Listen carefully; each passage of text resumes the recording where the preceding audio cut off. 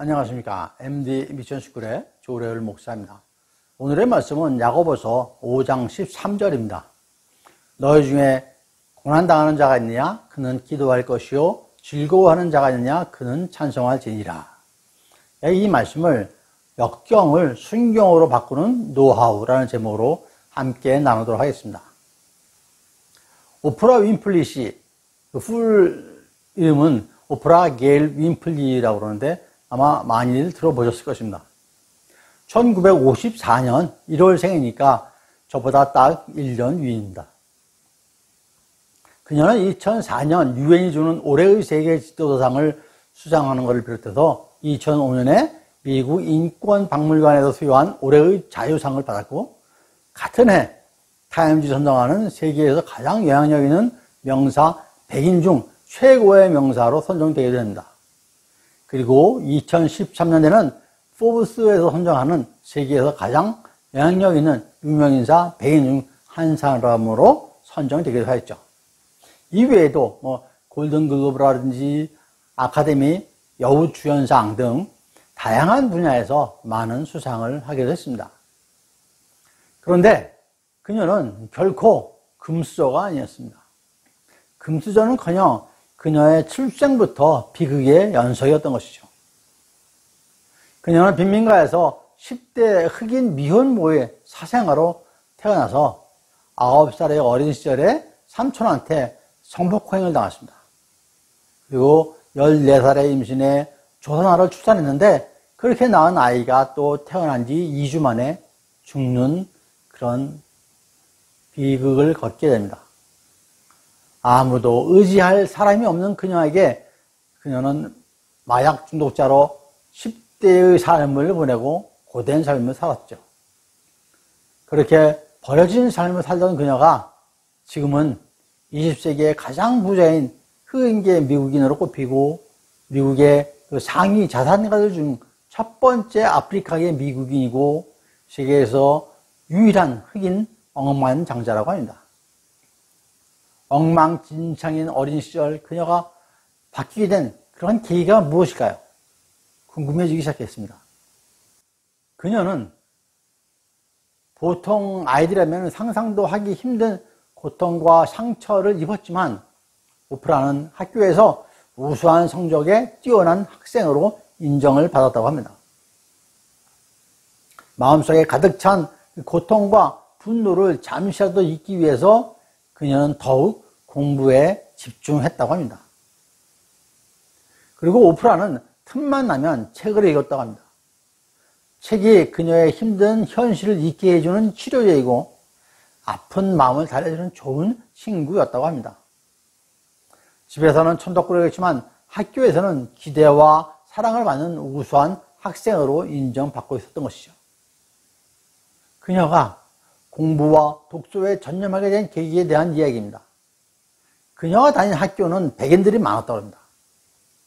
그녀의 저서에서 나온 글인데 제가 한번 읽어보겠습니다. 맙소사, 이 많은 학생들 중에 나 혼자만이 흑인이라는 거야? 마치 하얀 천에 검은 얼룩 하나 묻은 꼴이네. 아이들한테 지독한 꼴을 당하는 게 아닐까? 이건 전혀 생각도 못한 일이야. 앞으로 어떻게 살지? 며칠 고민하다가 오프라는 생각을 고쳐먹었다고 합니다. 걱정한다고 해결될 일이 아니야. 어쩌겠어. 내가 흑인인 건 절대로 변하지 않는 사실인데. 나만 잘하면 돼. 아이들이 무시하지 못하도록 내가 공부도 운동도 다 잘하면 되는 거야. 그래, 기죽을 필요 없어. 나만 잘하면 되는 거야. 오프라는 어린 나이에도 현실 상황을 잘 받아들이고 인정하며 이겨나가는 방법을 알았던 것이죠. 생각을 바꾸면 다르게 보이기 시작한다는 것을 깨달은 것입니다. 그녀는 자신이 쓴 이것이 사명이다 라는 자서전에서 4가지 사명을 말했습니다. 첫째, 남보다 더 가졌다는 것은 복이 아니라 사명이다. 자기보다 못한 사람을 도와줘야 하는 책임이 있기 때문이다. 둘째, 남보다 아파하는 것이 있다면 그것은 고통이 아니라 사명이다. 그 이유는 아파본 사람만이 아픔을 겪는 사람에게 위로해주고 봉사해 줄 수 있기 때문이다. 세 번째, 남보다 설레는 꿈이 있다면 그것은 망상이 아니라 사명이다. 왜냐하면 그 꿈을 이룸으로써 사회와 이웃을 위해 봉사할 수 있기 때문이다. 마지막 네 번째는 남보다 부담되는 어떤 것이 있다면 그것은 사명이다. 그 이유는 부담을 피하는 자가 아니라 기꺼이 감당하는 자가 복이 있기 때문이다. 오프라 윈프리는 기독교인이 아닙니다. 그녀는 고난을 딛고 일어나 성공을 위해서 무엇을 해야 하는지 어렸을 때부터 알았고 자신의 재능을 극대화해서 활용할 줄 알았던 것이죠. 이처럼 고난을 딛고 일어선 세계적인 사람 3명을 꼽으라 그러면은 대체적으로 오프라 윈프리 외에 J.K. 롤링 그리고 정상적인 팔다리 없이 태어난 닉 부이치치를 꼽을 수 있습니다. 이 외에도 스티븐 호킹이라든지 헬렌 킬러 그런 분들이 많이 계시죠. 우리나라에 누가 계실까? 예, 잘 아시는 이지선 씨가 계십니다. 이지선 씨, 지금은 이화여자대학교 교수이신 이 교수님은 23 꽃다운 나이에 교통사고로 전신 화상을 입고 30번 넘는 수술을 견뎌내고 23년 만에 다시 모교인 이화여자대학교에 돌아와서 사회복지학과 교수로 강단에 서 계십니다. 이지선 씨는 꿈을 향해 한 걸음씩 나아가는 이야기를 담아낸 자전 에세이 지선아 사랑해를 출간하면서 많은 화제를 모으게 됐죠. 이 교수는 지난 2000년 학교 도서관에서 공부를 마치고 오빠의 차를 타고 귀가하던 중에 음주운전자가 낸 그 7중 추돌사고로 전신 55%의 그 3도 중화상을 입었습니다. 당시 이 교수는 이화여대 4학년에 재학 중이었습니다. 이제 대학도 졸업하고 자신의 미래를 향하여 나아갈 준비를 마쳐가는 그 즈음에 예기치 못한 사고로 이 교수는 7개월 동안 입원하면서 30번이 넘는 대수술과 장기간의 재활 치료를 받아야 했던 것이죠. 그리고 이 과정에서 이 교수는 엄지손가락을 제외한 8개의 손가락을 한 마디씩 절단하는 상급 장애 진단을 받기도 합니다. 그러나 이 교수는 좌절하지 않았습니다. 이 교수는 한 방송 프로그램에 출연해가지고 사고를 당한 것이 아닌 만난 것이다 하면서 가해자를 원망하는 대신에 오히려 종합보험이라도 들어놓아서 다행이다 라고 생각을 했다고 합니다. 왜 나일까 하는 원망하는 대신에 하루에 하나씩 감사할 것을 찾으며 고통을 버텼다라고 합니다. 이후 이 교수는 이화여대 유아교육학과를 졸업하고 미국 보스턴 대학교에서 재활상담학 석사학위를, 콜롬비아대 사회복지학 박사학위를 취득했고 12년간의 미국 유학 끝에 귀국해서 2017년에 한동대학교 상담심리사회복지학부 교수로 학생을 가시다가 2023년 자신의 모교인 이화여자대학교 사회복지학과 교수로 임명되었습니다. 그녀는 23세 사고를 만나고 떠나게 된 이화에 23년 만에 교수로 돌아왔다. 모교에서 가르치는 기쁨을 누리게 해주셔서 감사하다고 하면서 아주 소소한 것들에 감사했고 제 인생이 비극으로 끝나지 않을 것이라는 기대감으로 살아왔다라고 얘기를 하고 있습니다. 그러면서 또 다른 이지선들에게 살아보니 꽤 괜찮은 해피엔딩으로 가고 있다. 그래서 우리는 하루하루도 꽤 괜찮은 해피엔딩으로 갈 것이라는 희망의 메시지를 하기도 하였습니다. 이 교수님은 기독교인이십니다. 이 교수는 자신의 삶과 신앙에 대해서 여러 교회 또 많은 집회에 다니면서 간증을 하고 계시죠. 앞에서 말씀드린 두 분 외에도 우리는 주변에서 고난과 역경을 이겨낸 많은 사람들의 이야기를 들을 수가 있습니다. 물론 반대로 고난과 역경에 삶이 무너진 경우도 많이 있죠. 그런 경우는 외부에 잘 알려지지 않으니까 우리가 많이 모르고 있죠. 하여간 오프라 윈프리 씨나 이지선 씨처럼 커다란 고난과 역경을 이겨낸 사람들이 공통점이 무엇일까요? 이를 정신의학의 심리학 용어로 회복 탄력성이 탁월하다고 합니다. 회복 탄력성이란 크고 작은 다양한 시련과 실패, 트라우마에 대한 인식을 도약의 발판으로 삼아 더 높이 뛰어오르려는 마음의 근육이라고 설명하고 있습니다. 고난과 역경을 잘 관리해서 다시 회복하고 나아가 더욱 높은 지경의 그 순경의 길을 가는 것을 얘기를 하고 있죠. 고난과 역경을 관리한다는 것은 바로 닥친 문제에 대해서 정확히 이해하고 인지하고 내가 이것을 이겨낼 전문성을 갖추는 것을 말합니다. 잘 알고 계시는 지능지수 IQ라고 그러죠. 감성지수는 EQ, 그 다음에 도덕성지수는 MQ, 또 우스갯소리로 잔머리 지수는 JQ라고 하는 얘기들이 있습니다. 그런데 그 이상으로 중요한 게 바로 이 역경지수 AQ라고 합니다. 역경지수는 폴 스톨츠 박사가 처음 사용한 용어인데 수많은 역경에도 굴복하지 않고 극복하는 능력을 지수화한 것입니다. 그는 역경지수가 높은 사람이 성공할 수 있다고 얘기를 하고 있죠. 동일한 역경에 닥쳤을 때 세 가지 그 유형의 사람이 있다고 합니다. 첫 번째는 퀴터, 포기하는 자를 얘기합니다. 두 번째 캠퍼, 안주하는 자를 얘기합니다. 마지막 세 번째 클라이머라고 합니다. 극복하는 자. 이렇게 퀴터, 캠퍼, 클라이머 이 세 분류의 사람이 있다고 합니다. 클라이머가 가장 역경지수가 높은 사람이겠죠. 이들은 회복 탄력성이 아주 좋은 것이죠. 또한 역경지수가 높으면 단순히 역경을 극복하는 것을 넘어서 역경을 통해서 하나님의 놀라운 역사를 체험하게 될 것입니다. 이런 사람이 역경을 순경으로 바꾸는 자들입니다. 역경이 자포자기하는 것이 아니라 오뚜기처럼 다시 일어나서 굳건하게 나아가고 세워지는 것이죠. 즉 역경을 순경으로 바꾸는 노하우는 회복 탄력성을 높이는 것입니다. 회복 탄력성은 영어로 resilience라고 그러는데 되돌아온다, 다시 튀어오른다라는 뜻을 가진 라틴어 resile에서 유래되었다고 합니다. 심리학자들은 회복 탄력성을 역경을 경험했거나 경험하면서도 이전의 적응 수준으로 돌아오고 회복할 수 있는 능력이라고 정의를 하고 있습니다.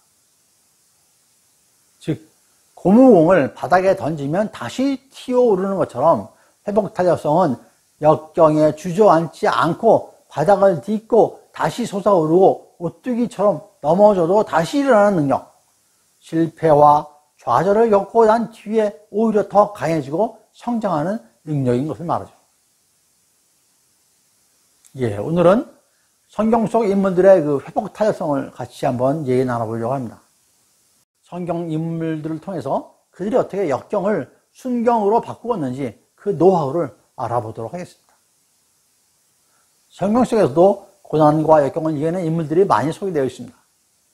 창세기의 인물로는 대표적으로 모세와 요셉이 있을 것이고 욥, 다니엘, 요나 이런 사람들도 마찬가지죠. 그리고 나오미와 며느리 롯도 마찬가지일 것입니다. 먼저 고난을 연단으로 바꾼 욥 얘기부터 하겠습니다. 욥을 성경에서 소개하기를 온전하고 정직하여 하나님을 경외하고 악에서 떠난 자라고 하고 동방에서 가장 훌륭한 자라고 합니다. 그럼에도 불구하고 욥은 엄청난 고난을 당했죠. 그 누구도 당하지 않은 엄청난 고난을 당했습니다. 일시에 모든 자녀를 잃고 그 많던 재산을 모두 잃었습니다. 그리고 본인도 발바닥에서 정수리까지 온몸에 종기가 나기까지 했죠. 욥의 아내가 욥에게 차라리 하나님을 욕하고 죽으라고까지 얘기를 했습니다. 친하다는 친구들이 위로한다고 해서는 욥을 보고는 7일 동안 아무 말도 못했습니다. 욥의 상황이 이루 말로 표현할 수가 없었거든요. 그런데 이러한 상황에서 욥은 하나님을 원망하지는 않았지만 고난의 이유를 몰라서 너무 힘들어 했었습니다. 그러나 점차 하나님을 깊이 체험하면서 욥은 고난의 의미를 깨닫고 이렇게 고백을 합니다. 욥기 23장 10절 말씀입니다. 그러나 내가 가는 길을 그가 하시나니 그가 나를 단련하신 후에 내가 순금같이 되어 나오리라 하면서 하나님이 자신의 신앙을 연단하시는 목적임을 깨닫고 결국 승리한다는 것이죠. 욥은 친구들의 자신에 대한 비난과 조롱에 대해서 27장 5절에서 말씀하기를 나는 결코 너희를 옳다 하지 아니하겠고 내가 죽기 전에는 나의 온전함을 버리지 아니할 것이라 라고 얘기합니다. 하지만 욥에게는 하나님의 섭리와 주권 그리고 욥 자신이 의롭다고 생각하는 교만이 있어서 하나님께서는 이러한 욥을 꾸짖으시고 욥은 이에 대하여 회개를 하게 됩니다. 42장 5절과 6절 말씀에 내가 주께 대하여 귀로 듣기만 하였사오나 이제는 눈으로 주를 배웁나이다. 그러므로 내가 스스로 거두어드리고 티끌과 재 가운데도 회개하나이다 라고 고백을 하죠. 이에 하나님께서는 전보다 2배의 축복을 욥에게 허락해 주시죠. 하나님께서는 욥을 철저히 연단하십니다. 그리고 연단을 이겨내고 회개하는 욥에게 갑절의 축복을 주셨습니다. 욥은 하나님을 의지하는 신앙심을 끝까지 붙들었고 그것이 모든 역경을 극복하는 큰 힘이 된 것입니다.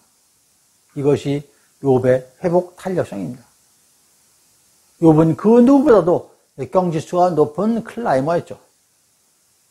회복 탄력성이 탁월한 욥인 것입니다. 그래서 로마서 5장 3절과 4절에서 우리는 환난 중에도 즐거워하나니 이는 환난은 인내를 인내는 연단을 연단은 소망을 이루는 줄 알미로다 라는 말씀을 하시죠. 욥과 같이 고난을 고난이 아니라 연단으로 보시는 훈련으로 보시는 저와 여러분들 되시어 승리하시기를 축원드립니다. 두 번째는 원망을 순종으로 바꾼 다윗 이야기입니다. 다윗에게는 크게 2번의 흑역사가 있습니다.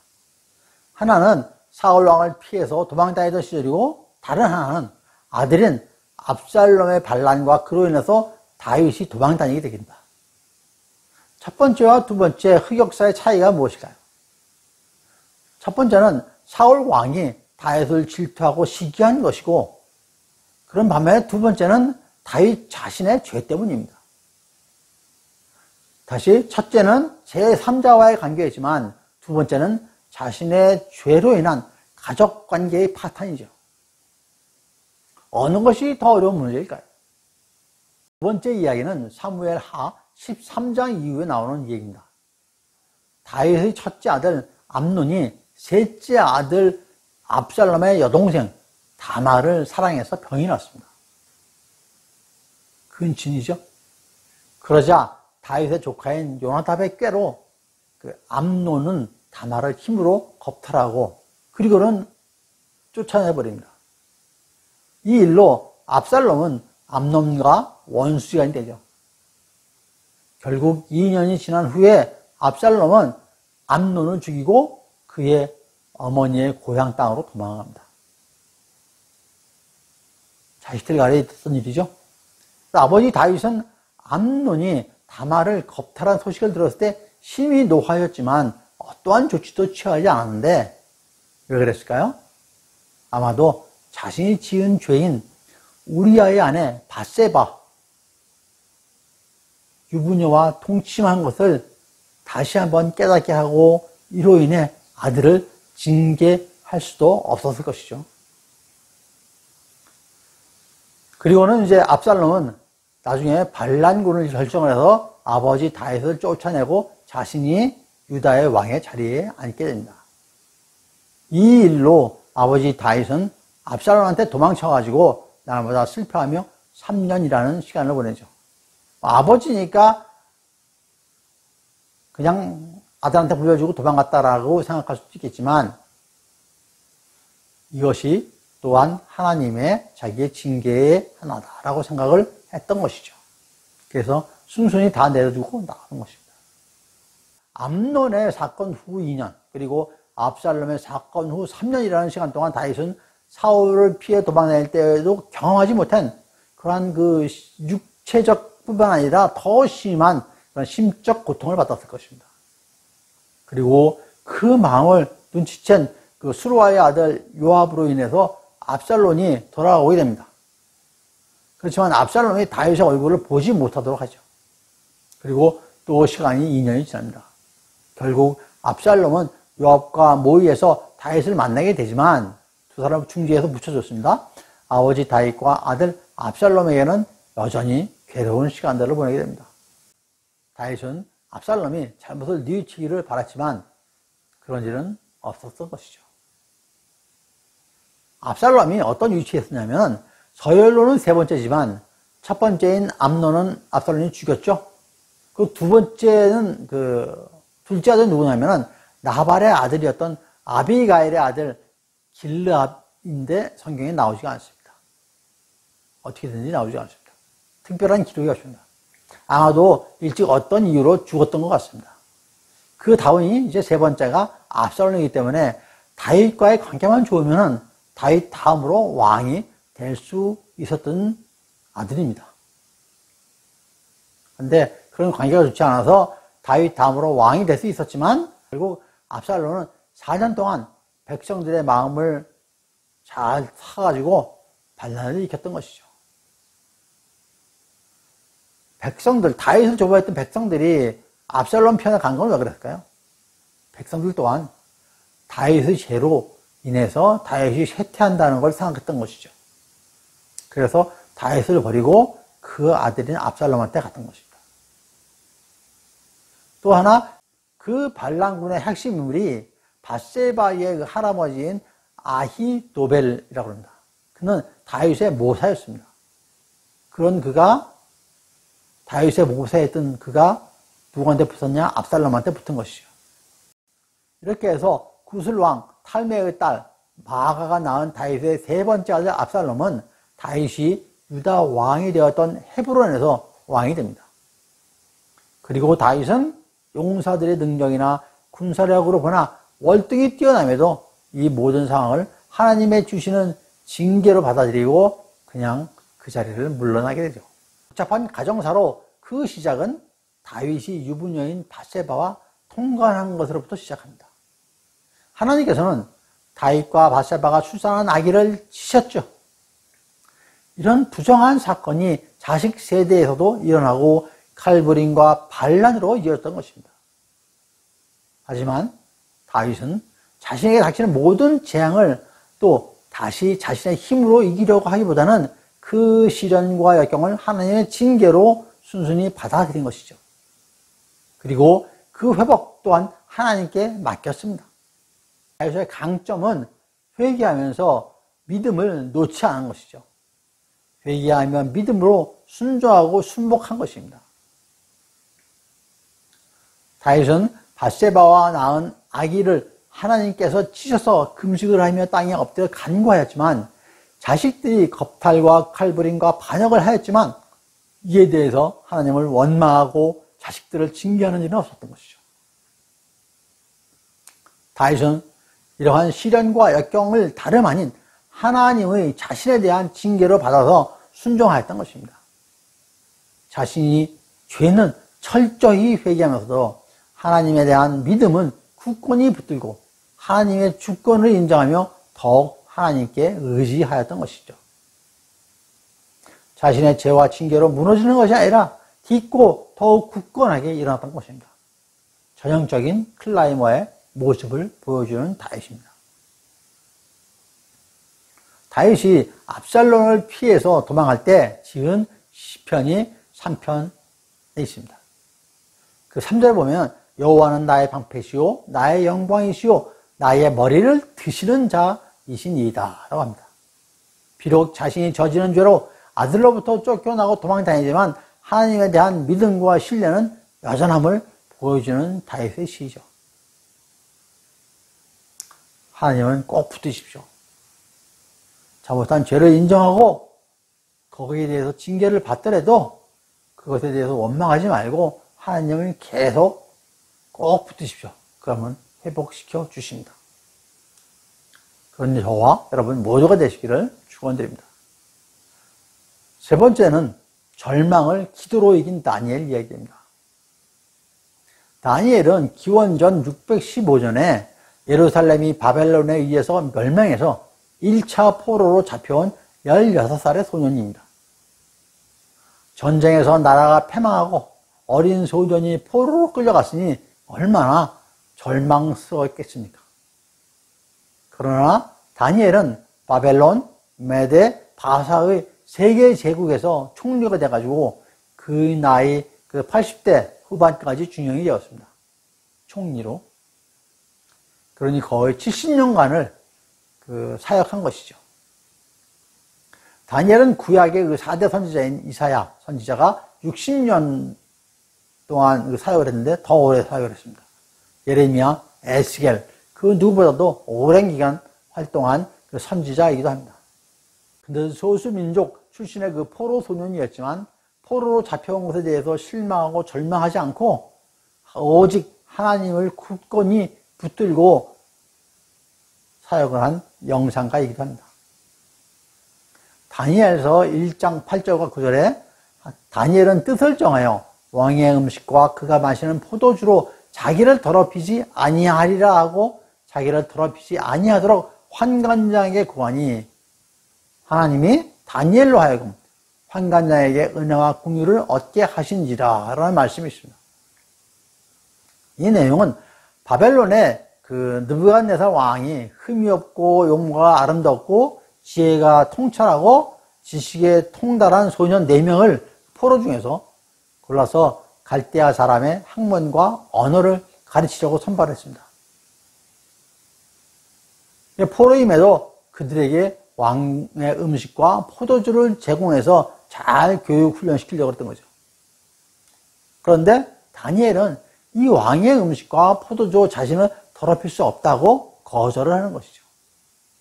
이러한 다니엘에게 하나님께서 주신 축복은 1장 17절에 하나님이 이 4소년에게 학문을 주시고 모든 서적을 깨닫게 하시고 지혜를 주셨으니 다니엘은 또 모든 환상과 꿈을 깨달아 알더라 라는 말씀을 하십니다. 하나님의 축복의 선물로 다니엘은 왕들의 꿈을 해석하고 지혜로움으로 포로로 잡혀온 나라의 총리가 된 것이죠. 다니엘의 꿈 해석 잘 하실 것입니다. 여러분, 포로로 잡혀온 자가 총리가 되니 얼마나 시기를 받으며 지냈겠습니까? 왕으로부터는 칭찬을 받고 신뢰를 받았겠지만 간단한 일은 아닐 것입니다. 주위 사람들이 호시탐탐 넘어뜨리고 무너뜨리려고 했을 것입니다. 그러니 제 친구들이 풀무불에 던져지는 일도 생기고 다니엘은 사자굴에 던져지는 일도 일어났던 것이죠. 이러한 고난과 역경 속에서도 다니엘은 오직 하나님만을 붙들었던 것입니다. 그들이 우상 숭배를 하고 또 이를 다니엘에게 종용하였지만 다니엘에게는 오직 하나님 한 분뿐이었습니다. 다니엘을 이러한 상황에서도 하루에 3번씩 무릎을 꿇고 기도하고 간구하며 감사하였던 것이죠. 다니엘 6장 10절 말씀입니다. 다니엘이 이 조서에 왕의 도장이 찍힌 것을 알고도 자기 집에 돌아가서는 윗방에 올라가 예루살렘으로 향한 창문을 열고 전에 하던 대로 하루 3번씩 무릎을 꿇고 기도하며 그의 하나님께 감사하였더라 라는 말씀이 있습니다. 여러분, 어린 나이에 포로로 끌려온 다니엘은 결코 절망하지 않았습니다. 그는 어떠한 경우에도 하나님만을 꼭 붙들었습니다. 그리고 흐트러지지 않고 예루살렘을 향하여 하루에 3번씩 기도를 해왔던 것이죠. 야고보서 5장 13절에서 너희 중에 고난당하는 자가 있느냐? 그는 기도할 것이요. 즐거워하는 자가 있느냐? 그는 찬송할지라. 오늘 본문 말씀이었죠? 고난은 기도가 약이고 역경을 순경으로 바꾸는 치료제인 것입니다. 말씀을 정리하겠습니다. 사람은 살아가면서 좋은 일, 나쁜 일, 기쁜 일, 슬픈 일들이 있습니다. 희로애락이 다 있죠. 고난과 역경의 시간들도 있고 기쁨과 축복의 시간도 있습니다. 그러나 그리스도인에게는 고난과 역경의 시간이 그냥 가슴 아프고 힘들고 견디기 어렵고 그런 슬픈 시간이 아닙니다. 그 역경의 시간은 더욱 강한 나를 만들기 위한 하나님이 허락하신 훈련의 시간, 단련의 시간인 것입니다. 그 역경의 시간 이후에는 더욱 성장하고 더욱 굳건하게 세워질 것입니다. 그래서 고난은 그리스도인들에게 역경이 아니라 순경으로 가는 길인 것입니다. 그러므로 그 역경의 시간을 순종과 인내로 순복하며 훈련하여야 할 것입니다. 또한 그 역경의 시간이 기도하며 순경의 시간으로 변화하는 것에 감사해야 할 것입니다. 이러한 고난과 환난과 역경을 순경으로 바꾸는, 그래서 그리스도인으로서의 승리하는 삶을 살아가시는 저와 여러분 모두가 되시기를 간절히 축원드립니다. 감사합니다. MD 미션 스쿨의 조래을 목사였습니다.